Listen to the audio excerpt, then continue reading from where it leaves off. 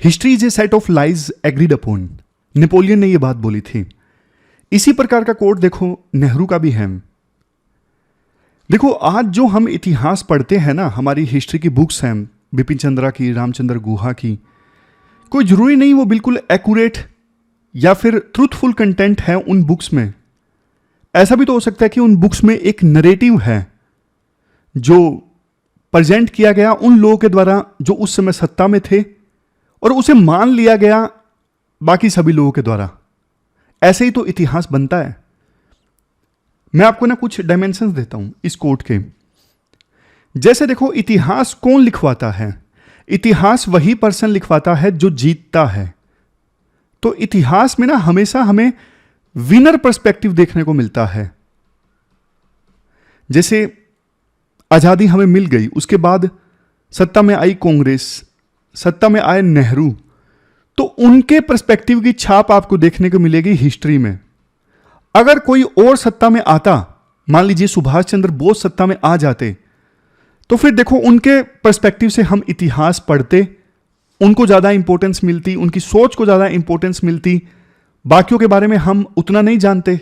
इसके अलावा देखो अलग अलग देशों की सरकारें, पॉलिटिकल लीडर्स, वो हिस्ट्री का यूज करती हैं अपनी आइडियोलॉजी को प्रमोट करने के लिए, अपनी सोच को प्रमोट करने के लिए और खुद की लेजिटिमेसी साबित करने के लिए। जैसे देखो अंग्रेज थे, अंग्रेज भारत में आए, उन्होंने भारत को लूटा, लेकिन उन्होंने इतिहास का यूज किया, अपने हिसाब से इतिहास लिखवाया कि देखो हम तो आपको सिविलाइज बनाने आए हैं, हम वाइट लोग हैं, हम सिविलाइज हो चुके हैं, भगवान ने हमें काम दिया है अब पूरे वर्ल्ड को सिविलाइज करना। बोलते थे व्हाइट मैन के ऊपर एक बर्डन है, व्हाइट मैन बर्डन, तभी हम आपके यहां पे राज कर रहे हैं।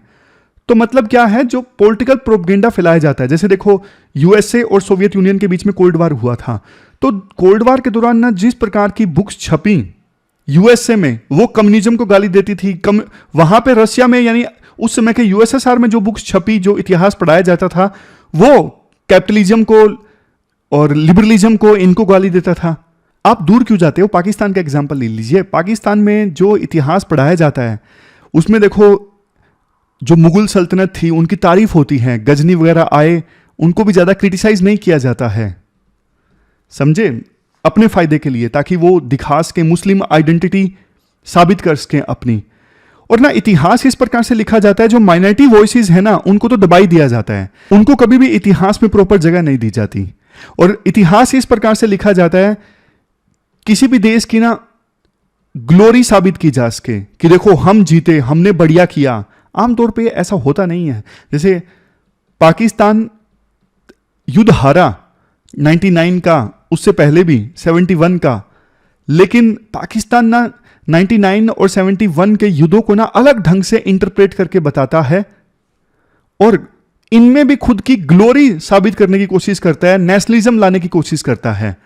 हमारा देश भी करता है, मतलब ऐसा नहीं है कि देखो सिर्फ बाकी देश ही ऐसा करते हैं, हम तो दूध के धुले हैं। जो बात सच है वो सच है। सबसे लास्ट में पॉइंट ये है कि ना पॉलिटिकल पार्टीज के द्वारा, पॉलिटिकल लीडर्स के द्वारा, सरकारों के द्वारा ना सिलेक्टिव यूज किया जाता है इतिहास का। मतलब सिर्फ वही फैक्ट्स उठाए जाते हैं जो उनकी आइडियोलॉजी को, उनके प्रोपेगेंडा को सूट करें। कंप्लीट पिक्चर जानबूझ के छोड़ दी जाती है, सिर्फ उतना ही उठाया जाता है इतिहास जो उनकी बात को सही साबित करता है, जो उनके इंटरेस्ट को प्रमोट करता है। ये देखो आपने पॉलिटिक्स में जरूर देखा होगा, जैसे बीजेपी के लोग इतिहास से सिर्फ वही चीज उठाएंगे जो उनके प्रोपेगेंडा को सूट करे। कांग्रेस पार्टी भी ऐसा ही करती है, सभी पॉलिटिकल पार्टीज, पॉलिटिकल लीडर्स ऐसा करते हैं। चलो इनफ कोर्ट के बारे में। आज देखो हम कौन से आर्टिकल्स डिस्कस करेंगे। आज ना वर्ल्ड वाटर डे है, 22 मार्च है, तो 2 आर्टिकल्स वाटर से संबंधित है, दोनों को कंबाइन करके डिस्कस करेंगे। फिर एक बहुत जबरदस्त आर्टिकल है डिसेंट एंड डेमोक्रेसी से संबंधित, इंडियन एक्सप्रेस का, वो डिस्कस करेंगे। और सबसे लास्ट में आर्टिकल डिस्कस करेंगे सोलर वेस्ट से संबंधित। तो चलिए डिस्कशन स्टार्ट करते हैं। सबसे पहले आज की डिस्कशन में वाटर से संबंधित जो आर्टिकल्स हैं हम देखो उनको डिस्कस कर लेते हैं। 2 आर्टिकल्स हैं आज वाटर से संबंधित। पहले आर्टिकल में वाटर इनसिक्योरिटी को वुमेन से लिंक किया गया है और दूसरा जनरल आर्टिकल है वाटर डिस्ट्रेस से संबंधित। तो पहले आर्टिकल को तो आप जीएस पेपर 1 के इस टॉपिक से, और वाटर तो जैसा आपको पता है सिलेबस में GS paper 3 conservation, environmental degradation, वहां से वाटर रिलेटेड इश्यूज को लिंक किया जा सकता है। शुरुआत में इंट्रोडक्शन में कहा जाता है नेशनल सैंपल सर्वे 78 राउंड 2020-21 का ये सर्वे है। इसका डेटा ये कहता है आज भी हमारे देश में 41% रूरल हाउस होल्ड्स ऐसे हैं जो पानी की कमी से जूझ रहे हैं। देखो ये बात सच है कि ये जो आंकड़ा है ना तेजी से कम हो रहा है। तो आज के समय में जिनके घरों में पानी नहीं आता उनको देखो अपने घरों से 200 मीटर से लेके 1.5 किलोमीटर दूर जाना पड़ता है पानी को एक्सेस करने के लिए। हमारे देश में वर्ल्ड की टोटल पॉपुलेशन का 18% है और वाटर के रिसोर्सेज हमारे देश में पूरे वर्ल्ड के सिर्फ 5% से भी कम हैं। इसके बाद राइटर ये बोलते हैं देखो पानी का सोर्स जब घर तक नहीं आता, मतलब पाइप से घर में पानी नहीं आता, तो बाहर से पानी को लाना पड़ता है और बोझ किस पे आता है? महिलाओं पर। महिलाओं पर बोझ आता है क्योंकि वाटर कलेक्ट करना हमारे देश में ये एक जेंडर्ड एक्टिविटी समझी जाती है, मतलब इसे महिलाओं के साथ जोड़ के देखा जाता है कि ये तो महिलाओं का काम है पानी इकट्ठा करना। बट देखो इस वाटर इनसिक्योरिटी की वजह से कि घर तक पानी नहीं आ पाता, महिलाओं का जो कामकाज है, डेली का कामकाज, वो प्रभावित होता है। घर में जो डायनामिक्स हैं, समाज में उनकी रिलेशनशिप है, बहुत कुछ प्रभावित होती हैं। कैसे? आप एक छोटे से एग्जाम्पल से समझिए। जैसे कई बार घर में जो बच्चियां हैं, लड़कियां हैं, उन्हें बोल दिया जाता है कि तुम पानी लेके आओ कुएं से जो घर से 1.5 किलोमीटर दूरी की पे है। अब इससे होता क्या है, लड़कियों को भेजा गया पानी लाने के लिए मटके में भरकर, तो लड़कियां कई बार ना स्कूल नहीं जा पाती, उनकी एकेडमिक परफॉर्मेंस जो है वो खराब होती है। और कई बार तो देखो महिलाएं जो हैं कुएं से या फिर दूसरे वाटर के सोर्स से जब वो पानी घर लेकर आती हैं ना, तो रास्ते में उनके साथ वायलेंस होता है, उन पे फब्तियां कसी जाती हैं। इससे उनकी जो मेंटल हेल्थ है ना वो भी प्रभावित होती है। इसके अलावा पानी नहीं है घर में, बहुत कम पानी है जो कुएं से या फिर दूसरे किसी नदी तालाब से लाया गया है। अब देखो ओपन डेफिकेशन ऐसी सिचुएशन में काफी ज्यादा होता है। ओपन डेफिकेशन की वजह से फिर ये सारी बीमारियां फैलती है जैसे डायरिया, टाइफाइड इत्यादि। और अगर देखो पानी नहीं है तो कई बार महिलाओं को मजबूरी में ओपन डेफिकेशन के लिए बाहर जाना पड़ता है, यानी खुले में शौच के लिए। तो ऐसी सिचुएशन में ना सेक्सुअल वायलेंस का खतरा भी काफी ज्यादा बढ़ जाता है। समझ गए? तो कहने का मतलब ये है, अभी तक के डिस्कशन से हमने समझा वाटर इनसिक्योरिटी का महिलाओं पर गहरा नेगेटिव इंपैक्ट पड़ता है। सरकार ने जो मिशन चलाए हैं, चाहे वो जल जीवन मिशन हो या फिर नेशनल वाटर मिशन, इनकी सहायता से सरकार हर घर जल पहुंचाना चाहती है। जल जीवन मिशन का लक्ष्य ये है ड्रिंकिंग वाटर पहुंचाना हर घर तक टेप कनेक्शन की सहायता से। अगर देखो जब इस मिशन के पूरे टारगेट को अचीव कर लिया जाएगा ना, तो महिलाओं की जो एक्स्ट्रा मेहनत है, जो बेकार की मेहनत है, वो बच जाएगी और प्रोडक्टिव कामों में महिलाएं जो हैं वो अपना समय लगा सकेंगी। प्रोग्राम को देखो इस प्रकार से डिजाइन किया गया है कि फोकस ना सिर्फ वाटर पे है, बल्कि ये प्रोग्राम ये भी इंश्योर करता है कि महिलाओं का जो पार्टिसिपेशन है कम्युनिटी मैनेजमेंट में, जैसे कि ग्राम पंचायत में, सेल्फ हेल्प ग्रुप्स में, इनमें महिलाओं का पार्टिसिपेशन इंक्रीज हो। मतलब महिलाओं को इंपावर करने के लिए यह प्रोग्राम भी डिजाइन किया गया है। जैसे देखो उनको मोटिवेट किया जाता है, उनको एंकरेज किया जाता है कि विलेज लेवल पे जो कमेटीज है ना, जल जीवन मिशन की प्लानिंग के लिए, इस मिशन को इंप्लीमेंट करने के लिए, इस मिशन के ऑपरेशंस चलाने के लिए, मेंटेनेंस के लिए जो भी कमेटीज हैं, उन कमेटी की आप सदस्य बनो। जल जीवन मिशन की गाइडलाइंस ये कहती हैं हर एक गांव से एटलीस्ट 5 महिलाओं को ट्रेन किया जाए पीरियोडिक वाटर क्वालिटी मॉनिटरिंग में। समय समय पे पानी की क्वालिटी की जो जांच होती है ना, वो जांच करने में कम से कम हर गांव से 5 महिलाओं को जरूर ट्रेन किया जाए। तो 2 पर्पज एक साथ सर्व होते हैं इस प्रोग्राम में। एक तो महिलाओं का इंपावरमेंट, दूसरा सभी रूरल हाउस होल्ड्स तक क्वालिटी वाटर की डिलीवरी। इसके बाद आर्टिकल में कहा जाता है हाल ही में ना हमने ना तमिलनाडु के 3 डिस्ट्रिक्ट के कुछ रूरल एरियाज में स्टडी की। वहां पे ना हाउस होल्ड्स को जब सेफ ड्रिंकिंग वाटर की एक्सेस मिली ना, जल जीवन मिशन के तहत। तो इससे महिलाओं का टाइम काफ़ी बचने लगा पानी इकट्ठा करने में, और जो बचा हुआ टाइम है महिलाओं ने घर के दूसरे कामों में लगाना स्टार्ट किया। बच्चों की स्कूलिंग, चाइल्ड केयर, सब पर अच्छा इंपैक्ट हुआ। मतलब ओवरऑल महिलाओं का जो है वो इंपावरमेंट हुआ। लास्ट में ये कहा जाता है इंडिया देखो सैनिटेशन के मामले में और पानी की एक्सेस के मामले में ना काफ़ी प्रोग्रेस करता जा रहा है, लेकिन आवश्यक ये है जो भी हम पॉलिसी बनाए ना, उस पॉलिसी में हम जेंडर कंसिडरेशन जरूर रखें। मतलब पॉलिसी का महिलाओं पे क्या इंपैक्ट पड़ेगा, इस चीज़ का ख्याल हम जरूर रखें।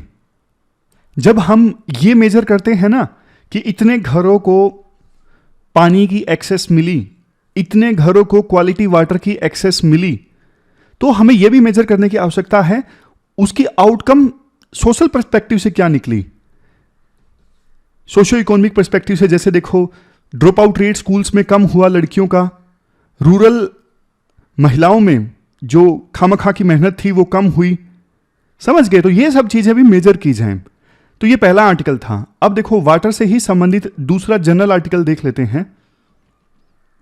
इस आर्टिकल में ना शुरुआत में ये बोला जाता है कि 22 मार्च है, 1993 के बाद से ही हर साल 22 मार्च को वर्ल्ड वाटर डे ऑब्जर्व किया जाता है, ताकि पानी की इंपॉर्टेंस के बारे में पूरी दुनिया में अवेयरनेस फैलाई जा सके।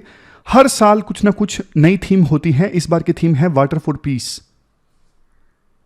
आर्टिकल में कहा जाता है देखो एक ऐसा समय था जब क्लीन वाटर आसानी से अवेलेबल था, कुओं में, पोन्ड्स में, स्ट्रीम्स में, रिवर्स में, दूसरे सोर्सेज में, लेकिन आज वो टाइम नहीं है। आज बहुत दिक्कत हो चुकी है। आज दिक्कत पानी की क्वांटिटी से संबंधित भी है और पानी की क्वालिटी से संबंधित भी है। वाटर क्राइसिस के रीजंस की बात करें तो ये सारे देखो रीजंस हैं, कोमा कोमा डाल के रीजंस बता दिए गए हैं। जैसे मैं आपको बोलता हूं ना, आपके पास पॉइंट्स ज़्यादा हैं लिखने के और स्पेस कम है, तो आप कोमा डाल के बता दो। तो राइटर ने भी ना आज इस आर्टिकल में ना बहुत सारे पॉइंट्स हैं, तो राइटर हर एक पॉइंट को एक्सप्लेन नहीं कर सकते थे, तो उन्होंने कोमा कोमा डाल के सारे पॉइंट्स कवर कर लिए। वाटर क्राइसिस के लिए ये फैक्टर्स रिस्पॉन्सिबल हैं। जैसे देखो रैपिड अर्बनाइजेशन, बहुत तेजी से अर्बनाइजेशन हुआ है, इंडस्ट्रियलाइजेशन हुआ है, अनसस्टेनेबल एग्रीकल्चर प्रैक्टिसेस जिसमें पानी का भरपूर इस्तेमाल होता है, climate change, erratic rainfall pattern, कभी बारिश आती है, कभी कम, कभी ज़्यादा, कभी एकदम से बहुत तेज, वाटर को ओवर यूज़ किया जा रहा है, पानी की मैनेजमेंट काफ़ी ज़्यादा इनएफिशिएंट है, pollution, inadequate infrastructure to conserve water, stake holders में बिलोंगिंगनेस का अभाव है। मतलब जैसे जनता देख लीजिए, लगता ही नहीं उनको कई बार कि पानी को सेव करना हमारी जिम्मेदारी है। बहुत सारा बारिश का पानी यूं ही चला जाता है, जिससे बल्कि सोइल इरोजन भी होता है। तो ये सारे फैक्टर्स रिस्पॉन्सिबल हैं वाटर क्राइसिस के कारण।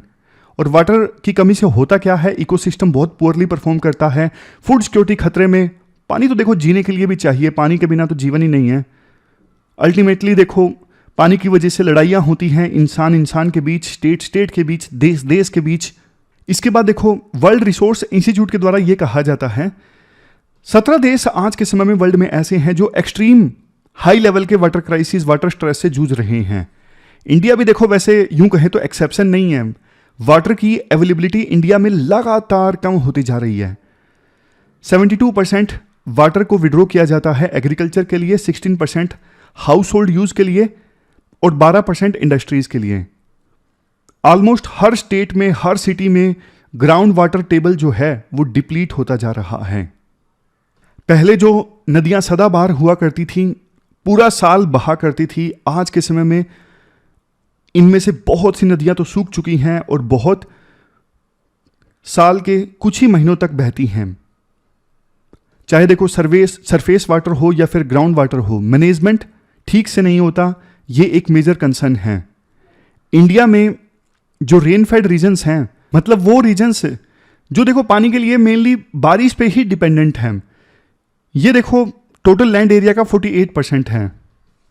और ये rainfed regions gross agriculture product में 45% कंट्रीब्यूट करते हैं। इसके बाद लास्ट में ना सॉल्यूशंस बताए जाते हैं। सॉल्यूशंस में कहा जाता है कि देखो वाटर की अवेलेबिलिटी को इन्हेंस करना, क्वांटिटी में भी और क्वालिटी में भी, ये बहुत ज़्यादा जरूरी है। मतलब पानी अवेलेबल भी हो और साफ पानी अवेलेबल हो। इसके अलावा देखो रेन वाटर हार्वेस्टिंग, हम बहुत पीछे हैं बारिश के पानी को इकट्ठा करने में।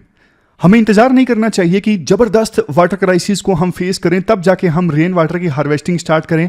अभी से सरकार को रेन वाटर हार्वेस्टिंग पे ध्यान देना चाहिए। बारिश का पानी इकट्ठा करके उसे वेरियस कामों में यूज लाया जा सकता है।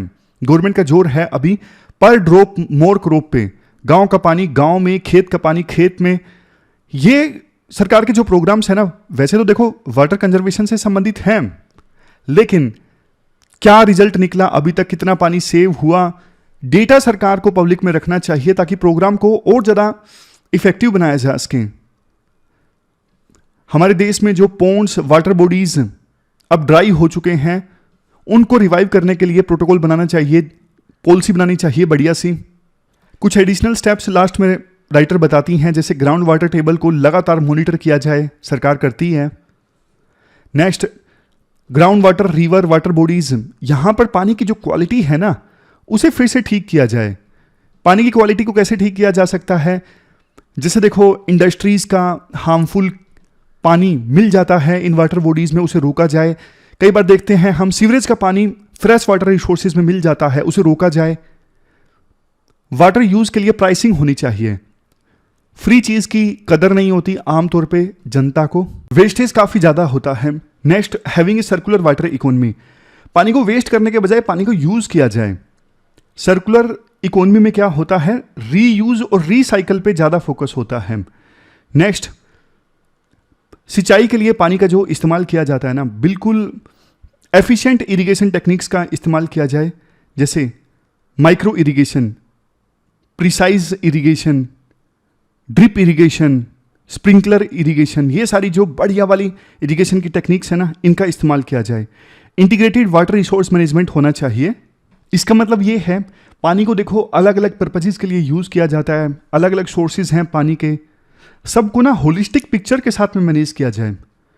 Next, installing water meters to reduce water use for domestic purposes, मतलब घरों में पानी के मीटर लगाए जाएं ताकि पानी का मिसयूज रोका जा सके। फ्री में इलेक्ट्रिसिटी सरकार ना दे, क्योंकि जितना ज़्यादा फ्री में इलेक्ट्रिसिटी सरकार देती है, कई बार हम देखते हैं खेतों में उतना ही ग्राउंड वाटर ज़्यादा एक्सप्लॉइट किया जाता है। नेक्स्ट पॉइंट, लोगों में अवेयरनेस फैलाई जाए। पानी को बचाना ये जन भागीदारी के बिना मुमकिन ही नहीं है। लोगों में अवेयरनेस आनी चाहिए कि पानी को बचाना जरूरी है, अदरवाइज हमारा जो भविष्य है वो अंधकार होने वाला है। Ground water use neutrality ensure की जाए, मतलब जितना ग्राउंड वाटर हम निकालें उतना ही रिचार्ज हो जाए, सिर्फ उतना ही निकाले जितना कि ग्राउंड वाटर रिचार्ज हो सके। ऐसा नहीं कि ग्राउंड वाटर रिचार्ज धीमी गति से हो रहा है और एक्सप्लोटेशन ज़्यादा तेजी से हो रहा है, ऐसा नहीं होना चाहिए। इसके अलावा देखो लैंड न्यूट्रलिटी भी इंश्योर की जाए, मतलब जितना लैंड डिग्रेड हो रहा है उतना ही लैंड रिक्लेम भी किया जाए, ठीक भी किया जाए। अब आप बोलोगे लैंड न्यूट्रलिटी का पानी कंजर्वेशन से क्या लेना देना? देखो लैंड अगर ठीक रहेगा तो वही लैंड तो ढंग से पानी एब्जॉर्ब करेगा ना, वही तो ग्राउंड वाटर को रिचार्ज करेगा।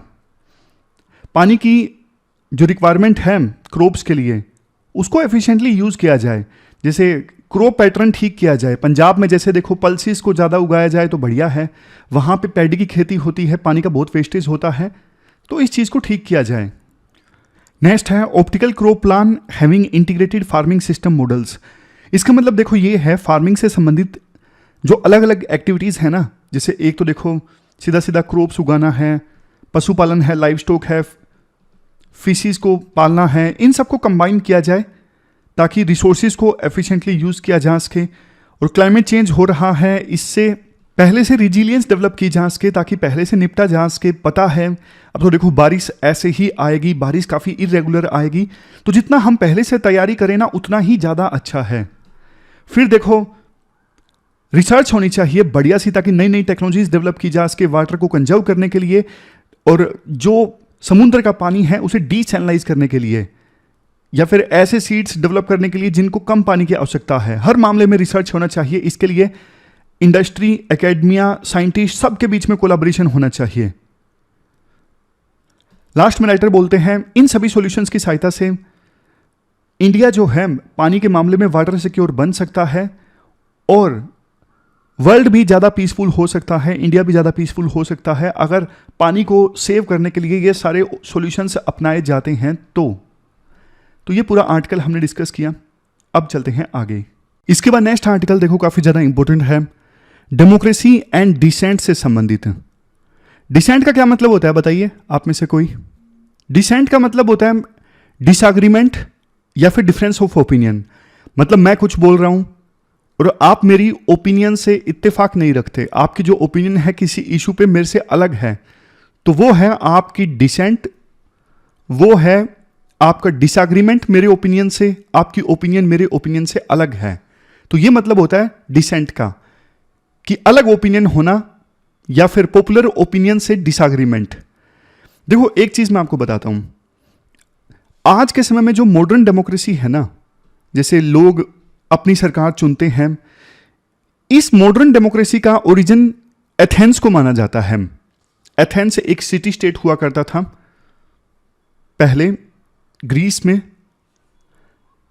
बोला जाता है कि यहीं से मॉडर्न डेमोक्रेसी का ओरिजिन हुआ। हालांकि कुछ एक्सपर्ट्स बोलते हैं कि नहीं, मॉडर्न डेमोक्रेसी उससे भी पुरानी है, लेकिन इस बात पे कोई डाउट नहीं है कि एथेंस का ना डेमोक्रेसी में काफी ज्यादा कंट्रीब्यूशन रहा है, डेमोक्रेसी के आइडिया में काफी ज्यादा कंट्रीब्यूशन रहा है। दरअसल ना एक किस्सा है, ग्रीस और पर्शिया के बीच में ना एक लंबी बैटल हुई। पर्शिया मतलब आज का ईरान, और ग्रीस आज का ग्रीस, उस समय तो सिटी स्टेट हुआ करते थे। तो ग्रीस और पर्शिया के बीच में ना एक लंबी लड़ाई हुई। इस बैटल को काफी ऐतिहासिक माना जाता है क्योंकि इस बैटल के फैसले में ना डेमोक्रेसी ने रोल प्ले किया। कैसे? क्योंकि ना उस वार में ना ग्रीस में बहुत सारे जो युद्ध संबंधित फैसले हैं ना, वो देखो डेमोक्रेटिक वे में लिए गए थे। जैसे युद्ध लड़ना है कि नहीं लड़ना है, इस पे वोटिंग करवाई गई थी। इवन स्ट्रेटेजी क्या होनी चाहिए युद्ध लड़ने के लिए, उस पर भी वोटिंग हुई थी कि सरप्राइज अटैक करना है या नहीं करना है। अब देखो इसका फायदा ये हुआ कि ग्रीस अपने से ज्यादा पावरफुल आर्मी को हरा पाया, क्योंकि ये वार वो किसी राजा के कहने पे नहीं लड़ रहा था, बल्कि लोगों ने खुद चुना था कि हमें युद्ध लड़ना है। अब जनता ने खुद चुना है तो जनता देखो इंटरेस्ट से अपनी जान लगा देगी, युद्ध जीतने के लिए पूरा सहयोग देगी। और यही डेमोक्रेसी की ताकत है, जिसमें आप सोसाइटी के फैसले में पार्टिसिपेट करते हो, आपको अपनी बात रखने का हक होता है। यानी कि सबको डिसेंट का हक था। डिसेंट का हक मतलब जैसे देखो, अब कोई पर्सन ऐसा है कि नहीं सरप्राइज अटैक नहीं करना है, बाकी ज्यादातर जनता बोल रही है कि करना है, लेकिन जिसकी ओपिनियन अलग थी ना, उसको डिफरेंस ऑफ ओपिनियन रखने का पूरा अधिकार था। समझ गए? लेकिन देखो आज विभिन्न देशों की डेमोक्रेसी में ना ये जो राइट टू डिसेंट है ना, डिफरेंस ऑफ ओपिनियन का जो अधिकार है, वो देखो डिक्लाइन कर रहा है। बात चाहे इंडिया की हो या फिर वेस्टर्न कंट्रीज की, हर जगह ये फेनोमेनन देखने को मिल रहा है।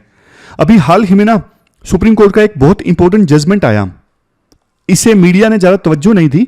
हुआ क्या था, देखो 2019 में ना भारत सरकार ने एक काफी ऐतिहासिक फैसला लिया। आर्टिकल 370 के तहत जो स्पेशल स्टेटस मिला हुआ था जम्मू एंड कश्मीर को, उसे रिवोक कर दिया और पूरे देश ने इसे सेलिब्रेट भी किया। लेकिन देखो महाराष्ट्र के एक प्रोफेसर, वो इस फैसले से खुश नहीं थे। उन्होंने इसे ब्लैक डे ऑफ डेमोक्रेसी बता दिया। समझे? महाराष्ट्र का एक प्रोफेसर कहते हैं स्पेशल स्टेटस रिवोक किया गया है, गलत है, ये लोकतंत्र का काला दिन है। लेकिन अब उनके अगेंस्ट ना आईपीसी सेक्शन 153A के अगेंस्ट केस दर्ज कर लिया गया, और ये कह के केस दर्ज किया गया आईपीसी सेक्शन 153A के अंतर्गत कि आपने जो स्पीच दी, आपने जो बोला ना, उससे कम्युनिटी में हेट्रेड यानी नफरत या फिर शत्रुता फैली है। 3 साल तक की सजा हो सकती है अगर सेक्शन 153A के तहत केस दर्ज होता है तो। लेकिन देखो अभी ना 7 मार्च 2024 को सुप्रीम कोर्ट ने ना आदेश दिया कि उस प्रोफेसर को बिल्कुल रिहा कर दिया जाए। सुप्रीम कोर्ट ने यह बोला कि किसी भी देश के लोकतंत्र में डिसेंट होना, यानी सरकार के फैसले से डिसएग्रीमेंट होना, डिफरेंस ऑफ ओपिनियन होना, यह जरूरी है। यह डेमोक्रेसी की सेफ्टी वोल्व है। जैसे देखो कांग्रेस की स्थापना आजादी से पहले उसे बोला जाता था ना कुछ एक्सपर्ट्स के द्वारा, यह सेफ्टी वोल्व है, क्योंकि अंग्रेज जनता को इतना दबा रहे थे कि ऐसा ना हो कि जनता एक दिन खड़ी हो जाए, विद्रोह कर दे और अंग्रेजों को सत्ता से हटा दे। इसलिए कांग्रेस जो है वो एक प्रकार से ना सेफ्टी वोल्व है, प्रेशर कुकर को फटने नहीं देगी, प्रेशर थोड़ा थोड़ा रिलीज करती रहेगी। उसी प्रकार से सुप्रीम कोर्ट ने भी यही बोला कि डिसेंट जो है डेमोक्रेसी की सेफ्टी वोल्व है। समझ गए? अब हम देखते हैं कैसे विभिन्न कंट्रीज में जो डिसेंट है वो कमजोर हो रहा है। आप रशिया का एग्जांपल लीजिए। रशिया में अपोजिशन लीडर नेवेल्नी, वो देखो पुतिन की पॉलिसियों से इत्तेफाक नहीं रखते थे। पहले उनको जहर से मारने की कोशिश हुई, बाद में फिर से वो इलाज करवा के जर्मनी से वापस रशिया में लौटे। बहुत लोगों ने बोला कि वो बेवकूफ़ हैं, बहुत लोगों ने बोला कि बहुत बहादुर हैं, वापस क्यों गए हैं जब पहले ही उन्हें जहर से मारने की कोशिश हुई थी। लेकिन रशिया वापस आते ही उन्हें फिर से जेल में डाल दिया गया, फिर साइबेरिया की जेल में ट्रांसफ़र कर दिया गया और वहाँ पे उनकी मौत की खबर आती है। अभी वैसे देखो, कहने को 2024 ना इलेक्शन ईयर है। इस साल वर्ल्ड के 64 देशों में इलेक्शन होने जा रहे हैं। अब इलेक्शंस होते हैं, कहने को तो लोगों का जो डेमोक्रेसी में पार्टिसिपेशन है वो होता है, बट देखो डेमोक्रेटिक जो राइट्स है ना जनता के, जैसे हमारे देश में इतने सारे फंडामेंटल राइट्स मिले हुए हैं, वो सारे जो राइट्स हैं उनका डिक्लाइन देखा जा रहा है। इकोनॉमिक इंटेलिजेंस यूनिट हर साल डेमोक्रेसी इंडेक्स पब्लिश करती है, जिसने इस साल वर्ल्ड लेवल पर एवरेज डेमोक्रेसी स्कोर सिर्फ 5.2 बताया है, जो कि देखो अब तक का ना लोएस्ट स्कोर है। और इसके पीछे रीजन पता है क्या है?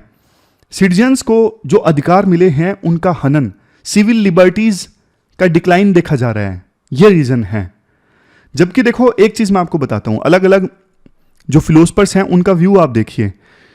डिसेंट से मतलब जब डिफरेंस ऑफ ओपिनियन किसी की होती है ना और पॉपुलर फैसले से कोई डिसएग्री करता है, तो इससे देखो हमेशा डेमोक्रेसी मजबूत होती है, हमेशा सोसाइटी में प्रोग्रेस देखने को मिलती है। जैसे हीगल एक फेमस फिलोसफर हैं, वो मानते हैं कि हर थीसिस का एंटी थीसिस होता है। मतलब सिंपल भाषा में बोलूं, हर आर्ग्यूमेंट का एक काउंटर आर्ग्यूमेंट होता है और दोनों आर्ग्यूमेंट्स को मिला के जो आर्ग्यूमेंट निकल के आता है, यानी जो सिंथेसिस होती है, वो देखो बेस्ट आइडिया देकर जाता है।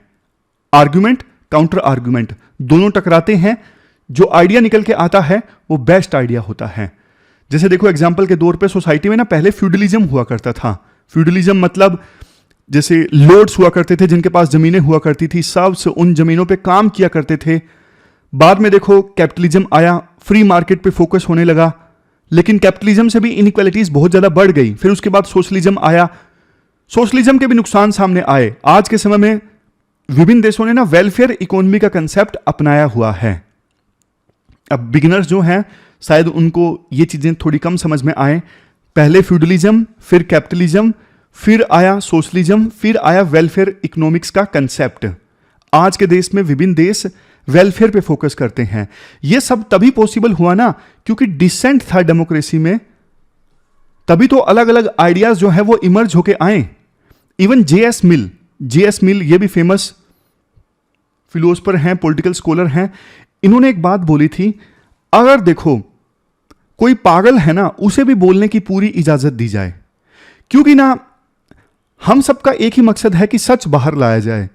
अगर कोई इवन पागल भी है या फिर 99 लोगों की राय एक तरफ, 1% की राय एक तरफ, तो 1% को भी बोलने की, डिसेंट की पूरी आजादी दी जाए।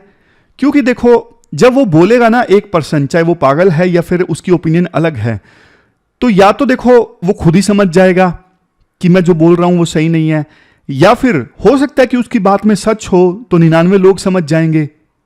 आज नहीं तो कल सच तो वैसे भी जनता के सामने आना ही है। आप एक एग्जांपल लीजिए, देखो बरसों से ना लोग इस चीज पे यकीन करते आए थे कि सूर्य जो है वो धरती के चारों ओर चक्कर काटता है। जो पर्सन बोलता कि ये गलत है, चक्कर सूर्य नहीं धरती काटती है, तो उसे कैद कर दिया जाता, उसको पनिशमेंट दी जाती। गैलीलियो के साथ यही तो हुआ था। लेकिन बाद में देखो कोपरनिकस रेवोल्यूशन के बाद जब चीजें सामने आईं तो सोसाइटी को एहसास हुआ कि यार क्वेश्चंस रेज करने की इजाजत तो होनी चाहिए। इंडिया में देख लीजिए आप, राजा राम मोहन राय ने डिसेंट की, तभी तो सती प्रथा हटी। इवन पार्लियामेंट में भी जो विधायक या फिर एमपीज हैं उनको डिसेंट की पूरी आजादी दी जाती है, ताकि बढ़िया कानून बन सके। सरकार ने जो कानून प्रेजेंट किया है उसका विरोध हो सके, अलग ओपिनियन सामने आए ताकि बेस्ट कानून बन सके। आप देखो हमारे इतिहास में तो ना बेस्ट से बेस्ट एग्जाम्पल्स हैं। जैसे एक किस्सा है, पार्लियामेंट में ना वाजपेयी जी यंग थे, उन्होंने ना नेहरू की पॉलिसीज को बहुत जबरदस्त ढंग से क्रिटिसाइज किया। बाद में वाजपेयी खुद बताते हैं कि रात को ना नेहरू जी मिले मुझे एक पार्टी में मिले तो मेरी तरफ आए, मुझे लगा कि यार कुछ ऐसा बोलेंगे कि तुम ऐसा क्यों बोलते हो, इतना कड़वा क्यों बोलते हो। हालांकि वाजपेयी जी इतना कड़वा बोलते नहीं थे।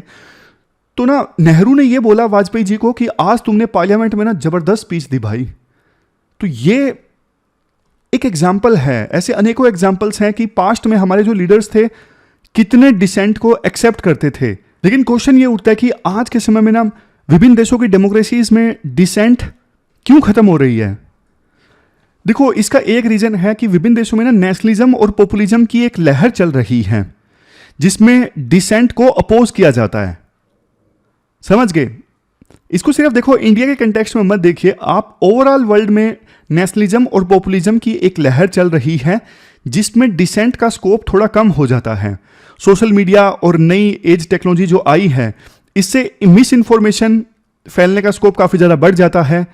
कन्फर्मेशन बायस फीड किया जाता है। जैसे मान लीजिए मेरी कोई ओपिनियन है, मैंने किसी पोस्ट को लाइक कर दिया रूलिंग पार्टी के पक्ष में या फिर खिलाफ में, फिर ना वैसे ही पोस्ट मुझे रिकमेंडेशंस में दिए जाते हैं, वैसे ही वीडियोस मुझे रिकमेंडेशंस में दी जाती हैं।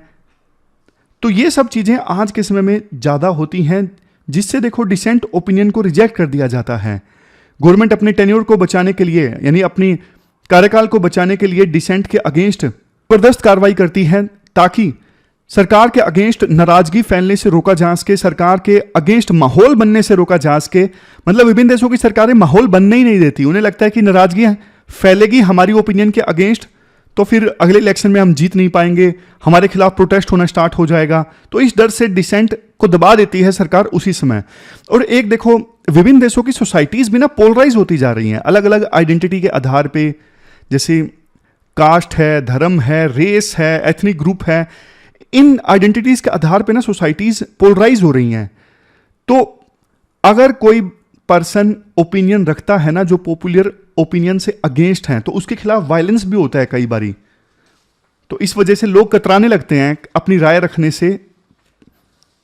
अब लास्ट में देखो कंक्लूजन में यह कहा जाता है अगर देखो हमें डेमोक्रेसी के पोटेंशियल का पूरा फायदा उठाना है ना तो देखो डिसेंट को बचाना जरूरी है। जो लोग डिसेंट करते हैं, अपनी अलग ओपिनियन रखते हैं, उनको बचाना जरूरी है।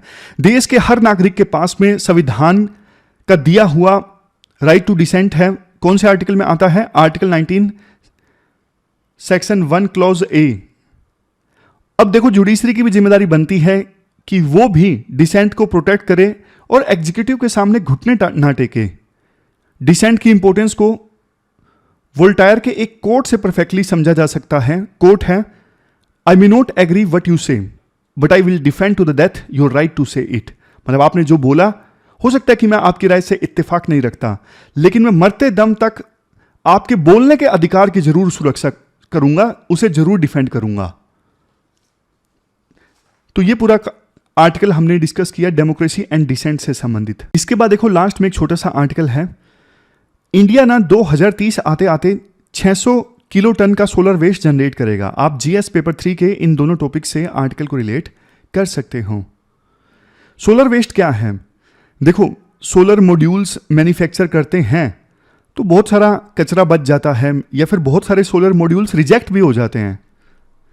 इसके अलावा देखो बाद में ये सोलर मॉड्यूल्स इंस्टॉल किए जाते हैं तो कुछ खराब हो जाते हैं बीच में ही, कुछ ऐसे होते हैं जिनका लाइफ टाइम पूरा हो जाता है, मतलब पूरा यूज़ हो गया, उससे ज़्यादा वो यूज़ नहीं कर सकते हम, तो ऐसा भी हो जाता है। तो ये सब क्या है? ये सोलर वेस्ट है। सोलर वेस्ट को एड्रेस करना देखो जरूरी है क्योंकि इससे रिन्यूएबल जो इकोसिस्टम है वो बचेगा। मतलब जो देखो सोलर वेस्ट के अंदर जो भी मेटल्स हैं, एलिमेंट्स हैं, उनको फिर से यूज़ करेंगे तो उनकी फर्दर माइनिंग नहीं करनी पड़ेगी, कॉस्ट कम आएगी, खर्चा कम होगा। कई तो हमें इंपोर्ट करने पड़ते हैं, हमारा इंपोर्ट बचेगा।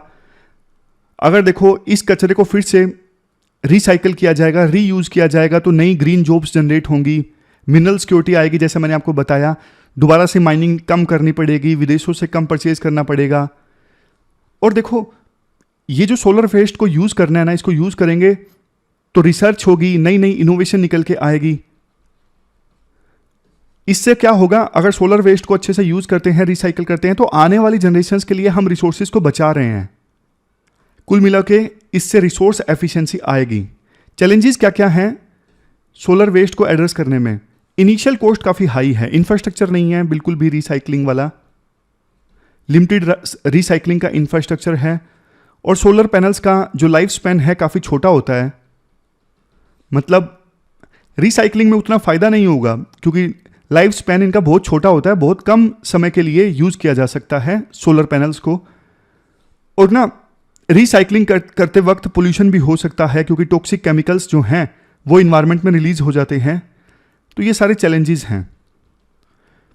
कुछ की फाइंडिंग्स हैं, जैसे करंट कैपेसिटी है हमारे देश में सोलर एनर्जी की, वो 66.7 गीगावाट है, और इससे अप्रोक्सीमेटली 100 किलोटन का वेस्ट प्रोड्यूस होता है। 2030 आते आते 340 किलोटन का सोलर वेस्ट जनरेट होगा, और पहले भी जो वेस्ट जनरेट हुआ है उसे अभी तक एड्रेस नहीं किया गया है। तो सोलर वेस्ट जो है वो इकट्ठा होता जा रहा है, मतलब पिछले सालों में भी हमने नहीं डिस्पोज किया, और अब तो सोलर कैपेसिटी जो है वही बढ़ती जा रही है। तो अब सरकार को इस चीज़ पे ध्यान देना चाहिए।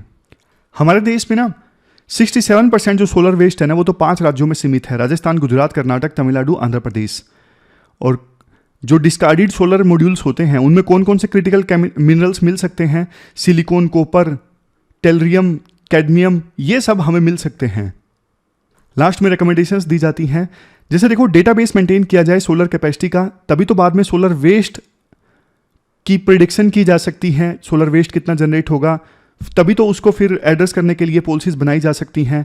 नेक्स्ट, जो रिसाइकलर हैं उनको देखो इंसेंटिव दिया जाए ताकि वो रिसाइकलिंग करे सोलर वेस्ट की।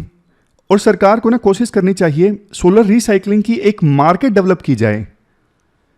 अगर इंसेंटिव होगा रिसाइकलर को तो देखो ज़्यादा लोग सामने आएंगे तो एक मार्केट डेवलप होगी। तो ये सारे पॉइंट्स रिकमेंडेशंस में दिए जाते हैं। ये पूरा आर्टिकल हमने डिस्कस किया। लास्ट में क्वेश्चंस देख लेते हैं। 2 क्वेश्चंस आपको अटेम्प्ट करने हैं। एक तो देखो, examine the idea of dissent as a safety wall for democracy with suitable examples, जो हमने आर्टिकल पूरा डिटेल से डिस्कस किया। और दूसरा, वाटर क्राइसिस से संबंधित क्वेश्चन आपको अटेम्प्ट करना है। पहले वाला क्वेश्चन है 150 वर्ड्स का, आंसर आपको 150 वर्ड्स में देना है, और दूसरे वाले क्वेश्चन का आंसर आपको 250 वर्ड्स में देना है। पहले वाला क्वेश्चन 10 मार्क्स का, दूसरे वाला क्वेश्चन 15 मार्क्स के। तो ये थी हमारी आज की डिस्कशन। कैसी लगी आपको डिस्कशन, आप कमेंट बॉक्स में बताइए। कल मिलते हैं फिर से एक नई डिस्कशन के साथ। तब तक आप बढ़िया से पढ़िए, ख्याल रखिए। Thank you very much for discussion.